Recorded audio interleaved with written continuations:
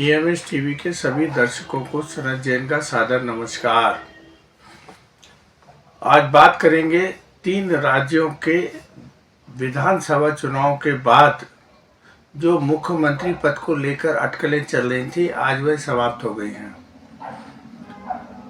पिछले एक सप्ताह से लग रहा था कौन बनेगा मुख्यमंत्री, आज उस पर से पूरी तरह से पर्दा हट गया है और 3 राज्यों में मुख्यमंत्री बन गए हैं।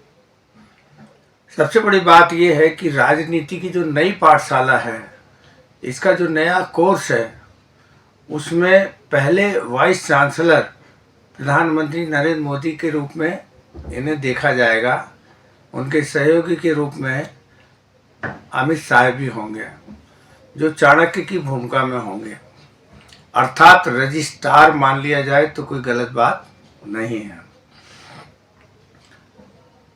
पिछले कई दिनों से इन तीनों राज्यों में मुख्यमंत्री पद को लेकर बड़े बड़े दिग्गजों के नाम चल रहे थे कि ये मुख्यमंत्री बनेंगे। केंद्र से जिन मंत्रियों को इस्तीफा देकर और चुनाव विधानसभा का लड़वाया गया था, कुछ सांसदों को चुनाव लड़वाया गया था और यह माना जा रहा था कि मध्य प्रदेश, छत्तीसगढ़ और राजस्थान में कुछ कद्दावर लोगों की लॉटरी खुलेगी। लेकिन जब चुनाव हुआ तो मुख्यमंत्री पद के चुनाव में ये सारे कद्दावर नेता कहाँ चले गए, किसी को पता नहीं लग रहा है और कोई चूं भी नहीं कर पाया। सबसे ज़्यादा धमाकेदार एंट्री करी थी राजमाता वसुंधरा राजे सिंधिया ने, और सिंधिया के समर्थन में 60 से 65 विधायक बताए जा रहे थे जो यह मांग कर रहे थे कि सिंधिया को ही मुख्यमंत्री बनाया जाए। लेकिन अंतोगत्वा वहाँ से भी भजनलाल शर्मा को मुख्यमंत्री बनाकर एक नया संदेश ताकत का प्रधानमंत्री नरेंद्र मोदी ने दे दिया है कि नहीं, मैं जो चाहूँगा वही होगा। बॉस इज ऑलवेज राइट, और बात तो एक ही होता है। यह आज साबित हो गया। छत्तीसगढ़ का मामला सबसे आसान था। सुनियोजित रणनीति के तहत प्रधानमंत्री नरेंद्र मोदी और अमित शाह ने सबसे पहले वहां पर विष्णुदेव साय को आदिवासी कार्ड के रूप में मुख्यमंत्री पद का पदभार दिया। विष्णुदेव साय आदिवासी नेता हैं। मध्य प्रदेश, छत्तीसगढ़, झारखंड और बिहार का कुछ एरिया ये आदिवासी बाहुल्य क्षेत्र है, उससे लगा हुआ उड़ीसा भी। और एक आदिवासी मुख्यमंत्री बनाकर प्रधानमंत्री नरेंद्र मोदी और उनके चाणक्य अमित शाह ने आदिवासी वोटों को साधने के लिए एक आदिवासी मुख्यमंत्री दे दिया है। राजस्थान में बाबा बालकनाथ को मुख्यमंत्री बनाने की इच्छा थी केंद्रीय हाईकमान की, लेकिन वो राजहट के कारण वहाँ पर बालकनाथ मुख्यमंत्री नहीं बन पा रहे थे। तो उसके स्थान पर मध्य प्रदेश से दूसरे यादव, मोहन यादव जी की लॉटरी खुल गई और उनका भाग्योदय हुआ और डॉक्टर मोहन यादव मध्य प्रदेश के मुख्यमंत्री बन गए।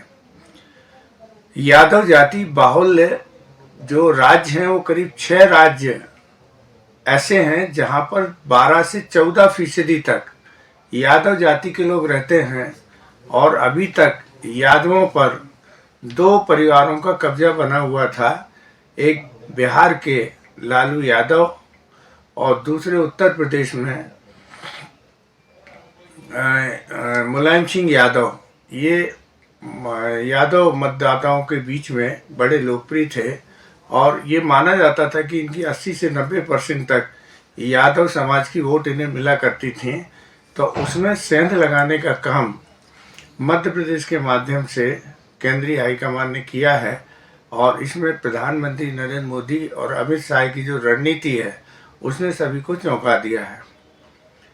रही सही कसर राजस्थान में पूरी हो गई कि यदि वहाँ पर बाबा बालकनाथ जो यादव जाति के थे, यदि केंद्र उनको नहीं बना पाया था तो उनकी जगह पे पहली बार विधायक चुने गए सांगानेर के विधायक भजन लाल शर्मा को मुख्यमंत्री पद नवाज दिया गया और राजमाता कुछ नहीं कर पाई और सारी उनकी जो राजागिरी थी वो रखी रह गई। उनके 60, 65, 68 जो भी विधायक रहे हों वह सब देखते हुए रह गए और कुल मिलाकर उस चक्रव्यूह में उनका 400 सीटों पाने का लक्ष्य है और उस लक्ष्य का प्रथम सोपान ये पूरा हो गया है। ये इसलिए भी ज़रूरी था कि कांग्रेस सहित अन्य विपक्षी दल इस समय जाति जनगणना की बात कर रहे हैं और जाति जनगणना और जाति आधार पर लोगों को उसका लाभ मिले, तो एक बार भारत की राजनीति फिर से जातियों समूहों के बीच जाती हुई दिख रही थी।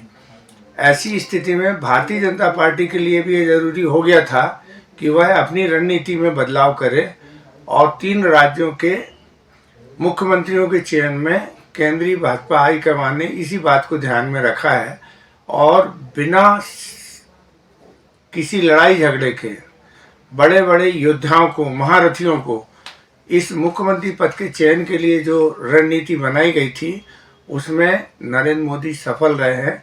इसलिए ये कहने में भी कोई संकोच नहीं है कि जो राजनीति की नई पाठशाला प्रधानमंत्री नरेंद्र मोदी ने शुरू की है, तो जब भी इतिहास लिखा जाएगा तो वो इसके वाइस चांसलर के रूप में देखे जाएंगे और उनके सहयोगी अमित शाह उनके रजिस्ट्रार के रूप में देखे जाएंगे।